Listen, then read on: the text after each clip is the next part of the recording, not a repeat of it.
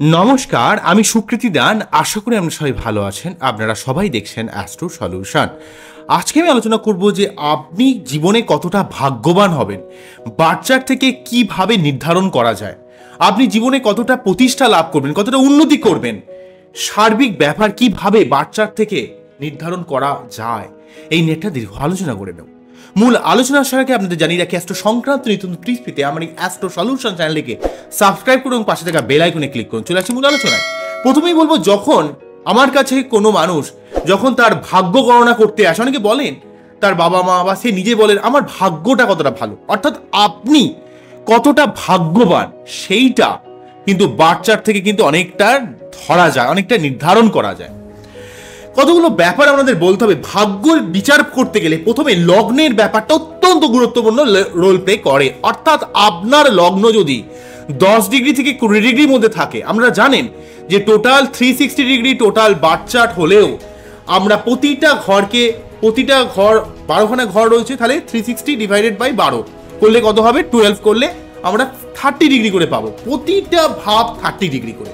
এইভাবে লগ্নের বলবত্তাকে দেখতে হবে। লগ্নের বলবত্তা 10 ডিগ্রি থেকে 20 ডিগ্রির মধ্যে থাকলে 10-এর থেকে কম হলেও তার পাওয়ার কমে যাবে, 20 থেকে যত বেশি হবে পাওয়ার আস্তে আস্তে কমতে থাকবে। মোটামুটিভাবে যদি কারো লগ্নের বলবত্তা 2 ডিগ্রি 3 ডিগ্রি হয় বা 5 ডিগ্রি 6 ডিগ্রি পর্যন্ত হয়, তাদের ক্ষেত্রে খুব একটা স্ট্রং হয় না। এমনকি যদি কারো লগ্নের বলবত্তা 27 ডিগ্রি 29 ডিগ্রি 28 ডিগ্রি হয়, সেক্ষেত্রেও কিন্তু লগ্নের বলবত্তা অনেকটা কমে যায়। তাই আপনাদের উচিত যে লগ্নটাকে খুব ভালোভাবে দেখা, লগ্নপতির অবস্থান। যদি লগ্নের ডিস্টার্ব থাকে তাহলে দেখুন লগ্নপতির অবস্থান, মানে লগ্ন ভাব, লগ্নপতির অবস্থান এবং লগ্নপতির অবস্থানের সঙ্গে সঙ্গে দেখতে হবে লগ্নভাবে কোনো গ্রহের দৃষ্টি বা প্রেক্ষা পড়ছে কিনা, সেটা শুভ গ্রহ হোক অশুভ গ্রহ হোক, যে কোনো ব্যাপার লগ্নের উপর কিন্তু অবশ্যই কোনো গ্রহের কিন্তু প্রেক্ষা পেতেই হবে। কেননা লগ্নের উপর কোনো গ্রহের প্রেক্ষা না পেলে সেই জাতকের মধ্যে যতই গুণ থাকুক না কেন, সে কিন্তু সমাজে নিজে প্রতিষ্ঠা লাভ করতে পারে না, সমাজের বুকে সে কিন্তু মাথা তুলে দাঁড়াতে পারে না। এবং লগ্নে যদি কোনো নিচস্থ গ্রহ থাকে, সেক্ষেত্রে কিন্তু তার অনেক ক্ষেত্রে অপমান, দুর্নাম, সে নিজের যোগ্যতাকে ঠিকভাবে প্রমাণ করতে পারে না। এই জায়গাটা আগে অত্যন্ত গুরুত্বপূর্ণ। অর্থাৎ ভাগ্যর ব্যাপার বলতে গেলে আগে আপনাকে লগ্নের জায়গাটাকে বলতে হবে, কারণ লগ্ন থেকে আমরা সমস্ত অ্যানালাইজ কিন্তু করব, এটা কিন্তু আমাদের মনে রাখতে হবে। নেক্সট আমরা ভাগ্যভাবে যখনই ঢুকে যাব, ভাগ্যভাবে আমরা অনেকগুলো ব্যাপার কি দেখব। ভালোভাবে শুনবেন আমার অনুষ্ঠানটা এবং মন দিয়ে বোঝার চেষ্টা করবেন, এবং অবশ্যই কমেন্ট সেকশনে কেমন লাগলো সেটা জানাবেন। দেখুন, সেকেন্ড যে ব্যাপারটা বলবো, যখন আপনি ভাগ্যস্থানে ঢুকবেন, ভাগ্যস্থানে 3টে ব্যাপারকে আমাদের দেখতে হবে। কি দেখতে হবে? সেটা হচ্ছে আপনার ভাগ্যভাব, অর্থাৎ আপনার লগ্নের এক্সপেক্টে ভাগ্যভাব, আপনার চন্দ্রের এক্সপেক্টে ভাগ্যভাব, দুটোকেই খেয়াল করবেন। অর্থাৎ আপনার জন্মকালীন সময়ে চন্দ্র যে রাশিতে অবস্থান করছে, সেই রাশি থেকে নবম ভাব এবং লগ্ন থেকে নবম ভাব, অর্থাৎ একটা নবম ভাব পাচ্ছেন, সে তার মধ্যে যে গ্রহটা স্ট্রং, যে ভাবটা স্ট্রং, সেইটা হচ্ছে আপনার ভাগ্যভাব। সেই ভাগ্যভাব মেনলি লগ্ন থেকে দেখলে অনেকটা বোঝা যাবে। তো ভাগ্যভাব এবং ভাগ্যভাবের যে অধিপতি রয়েছে, তাহলে ভাগ্যভাব এবং ভাগ্যভাবের অধিপতির নাম হচ্ছে ভাগ্যপতি। এবং সেই সঙ্গে আপনার বাচ্চাটি ভাগ্যপতি, অর্থাৎ নবম ভাবের যে লর্ড, নবমপতি আপনার বাচ্চাটি কোনো না কোনো ভাবে বসে থাকবে, সেটা দ্বিতীয় হোক, তৃতীয় হোক, চতুর্থ হোক, পঞ্চম হোক, যে কোনো ভাবে যে কোনো রাশিতে বসে থাকবে। সেই ভাগ্যপতি অর্থাৎ নবমপতি আপনার বাচ্চাটি যেই ঘরে গিয়ে বসলো, সেই ঘরের যে অধিপতি হবে, সেই অধিপতিটা হচ্ছে ভাগ্যকর্তা। তাহলে 3টে জিনিস এর মধ্যে থাকছে। একটা হচ্ছে ভাগ্য ভাব, নবম ভাব লগ্নের এক্সপেক্টে, আপনি রাশির এক্সপেক্টে তবু একবার চেক করে নেবেন। জেনারেলি ভাবে লগ্নের এক্সপেক্টে ধরলেই অনেকটা বুঝতে পারবেন। ভাগ্য ভাব অর্থাৎ নবম ভাব, ভাগ্যের অধিপতি অর্থাৎ নবমপতি, এবং নবমপতি আপনার টোটাল বাচ্চাদের মধ্যে যেভাবে গিয়ে বসলো, সেই ভাবের যে অধিপতি সেটা হচ্ছে ভাগ্যকর্তা। এই 3টে জিনিসকে তুলুন আগে, ভাগ্যভাব, ভাগ্যপতি, ভাগ্যকর্তা। এই 3টের অবস্থান আপনার ভাগ্যভাব বিচার করতে গেলে অত্যন্ত গুরুত্বপূর্ণ রোল প্লে করে। জেনারেলি ভাবে ভাগ্য, অ্যাকচুয়ালি ধরুন আপনার বাড়িতে কেউ এসছে, কোনো অতিথি এসছে, তাহলে সেই অতিথির আপ্যায়ন আপনি কতটা ভালো পারেন সেটা নির্ভর করবে আপনার যে অতিথি সে কতটা ভালো থাকবে। এবারে অনেক মানুষ দেখবেন থাকে অত পাত্তা দেয় না লোকেরা, আচ্ছা ঠিক আছে মোটামুটি একটু খেতে পড়তে দিল বা শুতে দিল, তার একটা ব্যবস্থা করে দিল, ওইটুকুই। মানে না নইলে নয়, যেটুকু সৌজন্যতা দেখানো সেটুকু দেখালো। আবার কোনো কোনো এতটাই অতিথি বৎসল মানুষ থাকে যারা কিন্তু তার অতিথিকে খুব সেবা করে, যে তার সমস্ত প্রতি মুহূর্ত জেনারেলি যেটা করা উচিত আর কি।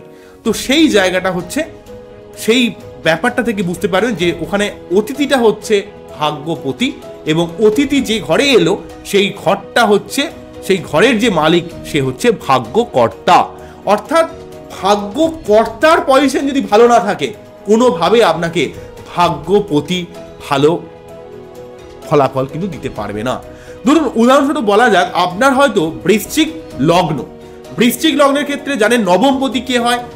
কর্কট রাশির ঘর হয় চন্দ্র। এই চন্দ্র হয়তো দেখা গেল যে আপনার লগ্নে বসে গেল, অর্থাৎ আপনার বৃশ্চিক আপনার লগ্নে বসে গেল, ঠিক আছে?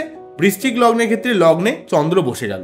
তো এই চন্দ্র বসে যাওয়ার জন্য কিন্তু তাহলে এখানে বুঝতে পারছেন যে চন্দ্র যেহেতু লগ্নে গিয়ে বসলো, তাহলে এখানে ওই ঘরটার অধিপতিকে, অর্থাৎ যে লগ্নভাবে যে বসলো সেই ভাবটা হচ্ছে বৃশ্চিকের ঘর, তার অধিপতি হচ্ছে মঙ্গল। তাহলে চন্দ্র কতটা ভালো ফল দেবে, অর্থাৎ ভাগ্যপতি কতটা ভালো ফল দেবে, সেটা নির্ভর করবে আপনার বাচ্চারে মঙ্গল কতটা স্ট্রং। যদি মঙ্গলে স্ট্রং হয় তাহলে কিন্তু সে ভালো ফল দেবে। ধরুন উদাহরণস্বরূপ বলা যায় আমরা ধনু লগ্ন, ঠিক আছে? তো ধনু লগ্নের ক্ষেত্রে ধরুন দেখা গেল যে তৃতীয় ভাবে হয়তো আপনার বৃহস্পতি বসে রয়েছে, তাহলে তৃতীয় ভাবটার নাম কি? তৃতীয় ভাবটা কি হবে? তার ধনু যদি এক হয়, তা ধনুর পর মেষ, ধনুর পর মকর, মকরের পর কুম্ভ, তাহলে কুম্ভর ঘরে কিন্তু এখানে বৃহস্পতি রয়েছে, নবমপতি রয়েছে।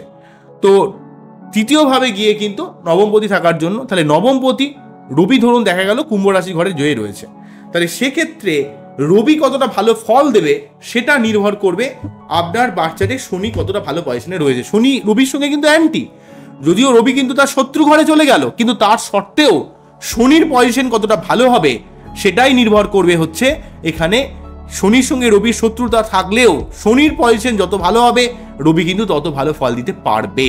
কেননা ভাগ্যপতি যেভাবে গিয়ে বসবে সেই ভাগ্যকর্তা, তাকে ভাগ্যকর্তা বলা হয়, সেই ভাগ্যকর্তার উপর কিন্তু ডিপেন্ড হয়ে যাবে। বোঝা গেল কি বললাম? অর্থাৎ ভাগ্যভাবেও কোনো শুভ গ্রহ থাকতে হবে আপনাকে।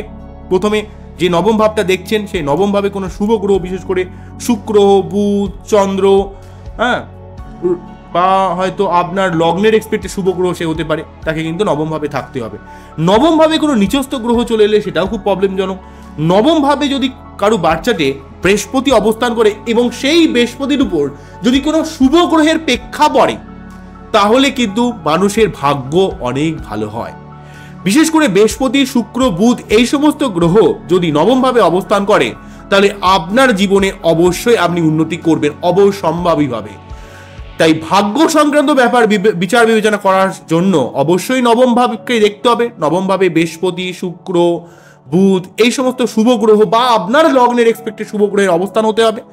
কোনোভাবে নিচস্থ কোনো গ্রহ, কোনোভাবে রাহুকেতু বা কোনো অশুভ গ্রহ অবস্থান করলে ভাগ্যভাবে কিছুটা হানি হয়, এবং সেই সঙ্গে আপনার ভাগ্যপতি অবস্থানকে খুব ভালোভাবে দেখতে হবে, এবং ভাগ্যপতি যেভাবে বসে রয়েছে সেই ভাগ্যকর্তা কতটা স্ট্রং সেটাকেও দেখতে হবে। তাই আপনাকে প্রতিকার করতে গেলে বা ভাগ্যের উন্নতি করতে গেলে যদি ভাগ্যকর্তার সঠিকভাবে পুজো পাঠ, মন্ত্রপাঠ, তার যদি আপনারা জপ তপ করেন বা তাকে যদি একটু স্ট্রং করেন, হয়তো দেখা গেল আপনার ধনুলগ্ন কিন্তু শনি হয়তো আপনার লগ্নের ক্ষেত্রে শুভ নয়, সেক্ষেত্রে শনির প্রতিকার পড়া যাচ্ছে না, সেক্ষেত্রে আপনি শনিবার নিরামিষ খান, শনি মন্দিরে পুজো দিন, যেহেতু ভাগ্যপতি আপনার রবি যেহেতু থার্ড হাউসে বসে রয়েছে।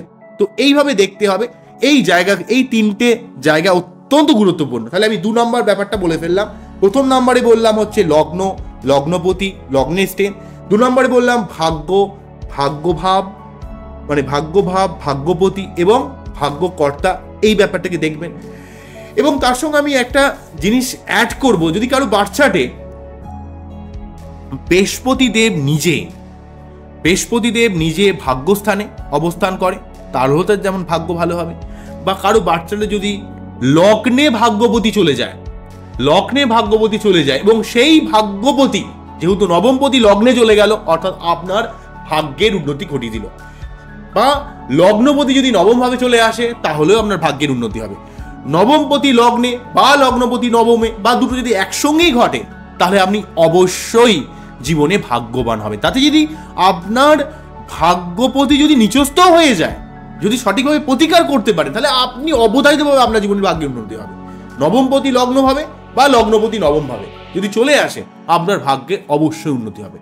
আরেকটা কথা মনে রাখবেন, যদি আপনার ভাগ্যপতি লগ্নে চলে এলো এবং সেই ভাগ্যপতির উপর যদি কোনোভাবে বৃহস্পতির প্রেক্ষা পড়ে বা আপনার লগ্নের এক্সপেক্টে কোনো শুভ গ্রহের প্রেক্ষা পড়ে, তাহলে আপনি অবধারিতভাবে ভাগ্যবান হবেন, অবধারিতভাবে। বোঝা গেল কি বললাম? নেক্সট যে ব্যাপারটা বলবো, 3 নাম্বার যে ক্রাইটেরিয়াটা বলবো, প্রথম নাম্বার ক্রাইটেরিয়া লগ্ন নিয়ে বললাম, নাম্বার 2 এর ক্রাইটেরিয়াতে ভাগ্য নিয়ে, ওভারঅল ভাগ্য ভাব, ভাগ্যপতি এবং ভাগ্যকর্তা নিয়ে বললাম।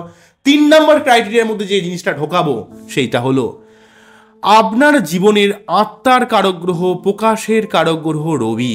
আপনি জীবনে কতটা প্রতিষ্ঠা পাবেন, কতটা মান সম্মান পাবেন, কতটা প্রতিপত্তি পাবেন, সেটা হচ্ছে আপনার রবিকে নির্ভর করে, রবির উপর ডিপেন্ড করে। আপনার রবি যেমন প্রকাশের কারক, তেমন চন্দ্র হচ্ছে আপনার মনের, ইমোশনের বা স্যাটিসফ্যাকশনের কারক। তাই রবির পাশাপাশি আপনার বাচ্চাটি চন্দ্রের অবস্থানটাকেও কিন্তু ভালো হতে হবে। শুধুমাত্র রবির অবস্থান নয়, রবি যেমন সৃষ্টির কারক, চন্দ্র তেমন তার ধারক বাহক এবং আপনার মেন্টালিটির স্যাটিসফ্যাকশন। এখানে রবি ক্রিয়েট করে, সেখানে চন্দ্র সেটাকে ধরে রাখে, ধারণ করে। তাই শুধুমাত্র রবি নয়, রবির পাশাপাশি চন্দ্রকেও ভালো থাকতে হবে আপনার জীবনের উন্নতির জন্য।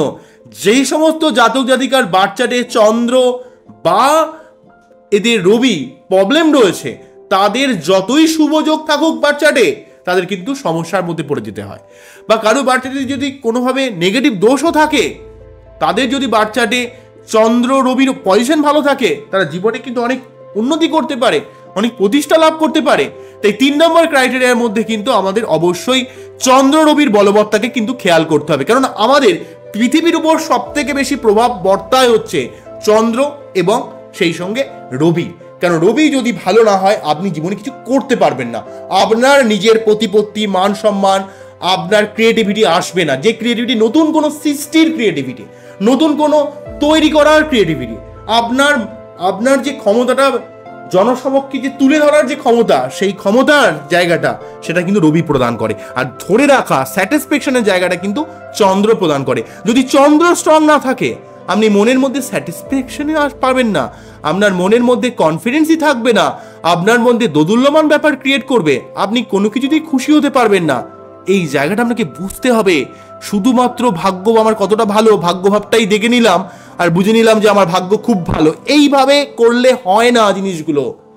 নেক্সট যে ব্যাপারটা বলবো, আমাদের জীবনে মিডিওকার ভাবে লাইফস্টাইল লিড করা এবং আমাদের জীবনে বেসিক নিডগুলো পূরণ করার ক্ষেত্রে এবং আমাদের জীবনে বেস বা ফাউন্ডেশন হচ্ছে বৃহস্পতিদেব। যে লগ্ন, যে রাশি হোক না কেন, যদি আপনার বাচ্চাতে বৃহস্পতি গ্রহ স্ট্রং না থাকে, আপনি জীবনের মানে বুঝবেন না। আপনার জীবনের জ্ঞান, আপনার জীবনে প্রজ্ঞা, আপনার জীবনে কিছু করা, আপনার জীবনে গঠনমূলক কোনো চিন্তা ভাবনার ক্ষমতাটা কিন্তু আপনাকে দেবে, বেসটা দেবে, ফাউন্ডেশন দেবে। একটা বিল্ডিং কতটা বড় হবে, কত তলা হবে, কতগুলো ফ্লোর হবে, সেটা কিন্তু নির্ভর করে সেটা আপনার সেই বিল্ডিংটার ফাউন্ডেশনটা কতটা স্ট্রং। সিমিলারভাবে একটা মানুষ জীবনে কতটা প্রতিষ্ঠা লাভ করবে, তার যদি বেস যদি ক্লিয়ার না হয়, তাহলে কিন্তু সে কখনোই ধরে থাকতে পারবে না। হয়তো সাময়িকভাবে উন্নতি করে নিতে পারে, কিন্তু তার কিন্তু উন্নতিতে বারে বারে বাধাপ্রাপ্ত হবে। তো তার জন্য বৃহস্পতির জায়গাটা যেমন গুরুত্বপূর্ণ, তেমন এক্সেসিভ টাকা পয়সা, সুখ শান্তি, লাইফে ভোগ, লাইফে সবকিছু প্রাপ্তির দিক থেকে, জীবনে আপনার বৈবাহিক লাইফ থেকে শুরু করে, ব্যবসা থেকে শুরু করে, এক্সেসিভ অর্থের দিক থেকে আপনাকে শুক্রের প্রভাবের কিন্তু দরকার পড়বে। যে লগ্ন, যে রাশি আপনার হোক না কেন, শুক্রের প্রভাবও কিন্তু আপনাকে একটা এক্সেসিভ টাকা পয়সা প্রদান করে, এক্সেসিভ সুখ প্রদান করে। বৈবাহিক সুখ থেকে আপনার যে লাক্সারিয়াস লাইফ, সেটা কিন্তু লিড করে। তাই বৃহস্পতির পাশাপাশি শুক্রের প্রভাবটাকেও কিন্তু আপনাকে দেখতে হবে। বৃহস্পতি শুক্র একে অপরের মুদ্রার এপিক ওপিক। কারণ বৃহস্পতি যদি না থাকে, আপনি বেস পাবেন না, আপনার কনস্ট্রাকটিভ চিন্তাভাবনা পাবেন না। আবার শুক্র না থাকলে আপনার জীবনে ভোগ থাকবে না। অনেকে দেখবেন যে শুক্র স্ট্রং নয়, কিন্তু হয়তো দেখা গেল তার দ্বিতীয় পতি অনেক স্ট্রং, তার জীবনে অনেক টাকা পয়সা রয়েছে, কিন্তু তারা এমনভাবে থাকে, এমনভাবে তারা লাইফস্টাইল করে, অত্যন্ত মানে লোকভাবে তারা থাকে, তারা কিন্তু একদম ভোগ মানে কিছু বোঝে না। তারা ছেঁড়া জামা কাপড় পরে কোনোভাবে থাকে, মানে না নইলে নয়, যেটুকু করা সেটুকু করে। তো এই ব্যাপারে তাদের শুক্র কিন্তু প্রভাব বিস্তার করে। শুক্র কিন্তু একটু পরিষ্কার পরিচ্ছন্ন, একটু ঠাঁটবাঁট, একটু নিজস্ব নিজের মধ্যে একটা সুখ স্বাচ্ছন্দ্য, যে জীবনে যেগুলো না না নইলে হয় না, মানে মানুষের এক্সেসিভ যে সুখের জায়গাগুলো, লাক্সারিয়াস যে ব্যাপারগুলো থাকে, খুব যে লাক্সারি করবে তাও নয়, কিন্তু বেসিক যে জায়গাগুলো, শুক্র বৃহস্পতি না থাকলে মানুষ জীবনের সম্পর্কের মূল্য বোঝে না, মানুষ জীবনের গঠনমূলক কিছু করতে পারে না। তাই এই 4টে ব্যাপারকে আমাদের ভাগ্য ভাব যখন কথা বলবো, সার্বিকভাবে যে কোনো অ্যাস্ট্রোলজারের কাছে আপনি যান না কেন, সেগুলো কিন্তু সঠিকভাবে আপনি অ্যাস্ট্রোলজারকে এটা বলবেন যে আপনি এইভাবে বিচার করছেন তো। ভাগ্যভাব, ভাগ্যকর্তা, ভাগ্যপতি, আপনার বিশেষ করে চন্দ্র রবি, এই জিনিসগুলো দেখছেন তো, এই জিনিসগুলো সব থেকে বেশি ইম্পর্টেন্ট। তার সঙ্গে লগ্নের স্ট্রেন, লগ্নের বলবত্তা, এবং অন্য দিক থেকে আপনার বৃহস্পতি শুক্রের অবস্থান, এগুলো কিন্তু সার্বিকভাবে বিচার বিবেচনা করা হয়। আমি সব থেকে অবাক হয়ে যাই, কলকাতায় এমন কিছু অ্যাস্ট্রোলজার রয়েছেন যাদের কাছে মানুষ গেছেন, আমার কাছে তারা সে সমস্ত যখন ক্লায়েন্টরা আসেন, দেখি যে রাহু থেকে সমস্যা হচ্ছে, তাকে গোমের দিয়ে দিয়েছি। শনি থেকে সমস্যা ক্রিয়েট করছে, সমস্যা মানেই প্রতিকার, প্রতিকার মানে স্টোন। কি সুন্দর বুদ্ধি! মানে সমস্যাটা এলে সেই গ্রহটাকে স্ট্রং করবেন না শান্ত করবেন, এই জিনিসটা অত্যন্ত ভালোভাবে কিন্তু পর্যালোচনা করতে হবে। আপনাকে অ্যাস্ট্রোলজার জেনে নিতে হবে যে আপনি কি চাইছেন, গ্রহটা কোন গ্রহটা আমাকে কিভাবে প্রবলেম করছে। দুভাবে প্রবলেম ক্রিয়েট করতে পারে। ধরুন আপনি দুটো পায়ে দাঁড়িয়ে রয়েছেন, আপনার একটা পা কোনোভাবে ভেঙে গেছে বা কোনোভাবে আহত হয়েছে, আপনি খুঁড়িয়ে খুঁড়িয়ে হাঁটছেন, তাহলে সেই মুহূর্তে কি পাটাকে আপনি ফেলে দেবেন, বাদ দিয়ে দেবেন, না পাটাকে আপনি ভালো করার চেষ্টা করবেন? কি করা উচিত আপনার? তাহলে ওই পাটা হচ্ছে, দুটো পায়ের উপর আপনি যেহেতু বেশ করে দাঁড়িয়ে রয়েছেন, তেমন আপনার বাচ্চাটির শুভ গ্রহগুলোকে কিন্তু আপনার টোটাল বাচ্চাটকে ধরে রেখেছে। তাদের যদি কোনো সমস্যা থাকে, সেখান থেকে একটা সেই গ্রহের প্রবলেমের জন্য আপনার জীবনে সমস্যা ক্রিয়েট করে, তার সঠিক রেকটিফিকেশন করা প্রয়োজন হয়, তখন তার প্রতিকার দেওয়া যেতে পারে। আবার ধরুন দেখা যাচ্ছে কোনো জায়গা থেকে আমার আক্রমণ হচ্ছে, যারা আক্রমণ করছে আপনি কি থেকে অস্ত্র দিয়ে দেন যে আমাকে ভালো করে আপনি আক্রমণ করেন? আপনি কি ভাবেন যে গান্ধীবাদী হয়ে যান নাকি, যে আক্রমণ করছেন আরো করুন, ভালো করে করুন, আমি পিঠটা পেতে দিচ্ছি, আমাকে আরো বেশি করে আক্রমণ করুন, আমাকে বেশি করে মারুন? কি করেন তখন? নিশ্চয়ই আপনি ডিফেন্স করবেন, বাঁচার চেষ্টা করবেন। সিমিলারভাবে যেই গ্রহটা আপনার নেগেটিভভাবে আপনাকে কষ্ট দেওয়ার চেষ্টা করছে, সেই গ্রহটা আপনার লগ্নের এক্সপেক্টে বা আপনার বাচ্চাদের এক্সপেক্টে শুভ নয়, আপনার প্রবলেম ক্রিয়েট করছে, এবারে আপনি তাকে কি প্রতিকার দিয়ে দেবেন? তাকে কি স্ট্রং করে দেবেন? যখনই স্ট্রং করে দেবেন, সে কিন্তু আপনাকে কিন্তু ঠিক ছবল মেরে দেবে। সেই জন্য কি করতে হবে? সেই গ্রহটাকে শান্ত করতে হবে। নিজেকে বাঁচানোর জন্য কি করতে হবে? তার পুজো পাঠ করতে হবে, মন্ত্র পাঠ করতে হবে। অনেকে কবচ টবচ করে লাপালাপি করে মানুষ পাগল হয়ে যায়। মেইন জায়গাগুলো, বেসিক ফান্ডাগুলোই লোক বোঝে না, তার জন্যই এত সমস্যা, তার জন্যই যে এত বাড়বাড়ন্ত। মানুষ আপনাদের সমস্ত ভুল দেখিয়ে ম্যানুকুলেট করে তারা নিজের অর্থ নিয়ে বেরিয়ে চলে যাচ্ছে। আর আপনারা কি করছেন? আপনারা ভয়ে নয়, ভক্তিতে নয়, লাইফের কথা বেশি চিন্তা করে ভুল পদক্ষেপ নিচ্ছেন, যার জন্য আপনারা লাখ লাখ টাকা স্টোন পড়েও আপনাদের জীবনে কোনো কাজে লাগছে না। তাই অবশ্যই প্রতিকারগুলোকে খুব ভালোভাবে বুঝতে হবে। আমি শুক্রজিৎ অ্যাস্ট্রো সলিউশনের তরফ থেকে আপনাদের বারে বারে এই জায়গাতে অবগত করার চেষ্টা করুন। যে কোনো ব্যাপারকে চিনুন, বুঝুন, জানুন, তবেই যে কোনো জায়গায় এগোবেন। তাহলে আপনার জীবনে ভাগ্যের যেমন উন্নতি হবে, আপনার কর্মের উন্নতি হবে, আপনার জীবনে উন্নতি অবশ্যম্ভাবী হবে। শুধু স্টোন পরে বসে থাকলে হবে, আপনার যেমন পরিশ্রম করতে হবে, সঠিক প্রতিকার নিতে হবে, ঈশ্বরের মন্ত্রপাঠ করতে হবে, অবশ্যই আপনার জীবনে উন্নতি আসবে। কেউ ঠেকাতে পারবে না আপনাকে। আপনার নিজের মেন্টালিটিকে সৎ থাকতে হবে, ট্রান্সপারেন্ট থাকবে, কিছু করার মতো মেন্টালিটি রাখতে হবে। ওই ফাঁকিবাজি করে কিছু হয়ে যাবে সেই চিন্তা করলে আর কোনো দিনই কিছু হবে না, হাজার স্টোন পরেও কিছু হবে না। মানে আপনার মেন্টালিটি, আপনার আদর্শবাদিতে থাকবে, আপনার কিছু হওয়ার মতো, করার মতো চেষ্টা রাখতে হবে, এবং সেই সঙ্গে আপনাকে লড়ে যেতে হবে। আপনার জীবনে অবশ্যম্ভাবী উন্নতি হবে, কেউ ঠেকাতে পারবে না। আমরা যদি উদ্দেশ্য যদি আপনার সৎ হয়, আপনার চেষ্টা যদি সত্যি সৎ হয়, আপনি নিজের কাছে নিজেকে যদি ট্রান্সপারেন্ট রাখতে পারেন যে আমি অন্তত কোনো লাইফে ভুল করিনি, আপনার জীবনে উন্নতি অবশ্যম্ভাবী হবে। আর যদি আপনার এমনটা মনে হয় যে অসৎভাবে লোক ইনকাম করে বিশাল টাকা ইনকাম করছে, বিশাল ব্যাপার, আপনি জেনে রাখুন আপনি ভুল জানেন। তো সেই সমস্ত মানুষকে যদি খুব ভালোভাবে ফলো করেন, তাদের যদি পর্যালোচনা করেন, তাদের যে অ্যাটিচিউড, তাদের যে মেন্টালিটি, তাদের যে অসততা, তারা প্রতি মুহূর্তে কষ্ট পায়। হাজারো টাকা পয়সা থাকুক না কেন, তারা জীবনের মানেই জানে না, তারা মূল্যই জানে না। মূল্য জানে না বলেই তারা এমন করছে। তো সঠিকভাবে মূল্যকে জানতে হবে। আজকে অ্যাস্ট্রোলজি যেমন একটা অত্যন্ত আধ্যাত্মিক একটা ব্যাপার, ভেতর থেকে খুব খুব ডিপলি একটা সায়েন্স, এগুলোকে ফিল করতে হয়, এমনি আসে না এগুলো। আমি সত্যি বলছি, আমি নিজে থেকে ফিল করে জিনিসগুলো দেখেছি। শুধু হাজারো বই আছে, আপনি কত বই পড়বেন? আপনার কিছু জিনিস, বেসিক জিনিস আপনাকে জানতে হবে, বুঝতে হবে। সেগুলোকে আমি বোঝানোর চেষ্টা করি, আপনাদের দেখানোর চেষ্টা করি যতটা সম্ভব দেখানো যায়। মানে এগুলোটা অনেকটা ফিলিংসের ব্যাপার। মানে আপনার নিজস্ব যদি কেউ স্বভাব যদি আপনি নিজে থেকে না পরিবর্তন না করেন, কেউ কি আপনাকে চেঞ্জ করতে পারে কখনো? সিমিলারভাবে এই জিনিসগুলোই ঠিক তেমন, জীবনের সঙ্গে অ্যাস্ট্রোলজি অনেকটা ঠিক মিলেমিশে আছে। তো যাই হোক, অনেক কিছু বোঝানোর চেষ্টা করলাম আপনাদের। কেমন লাগলো সেটা কিন্তু অবশ্যই আমাকে জানাবেন। আবারও দেখাবেন নতুন কোনো ভিডিও নিয়ে। নমস্কার, থ্যাংক ইউ।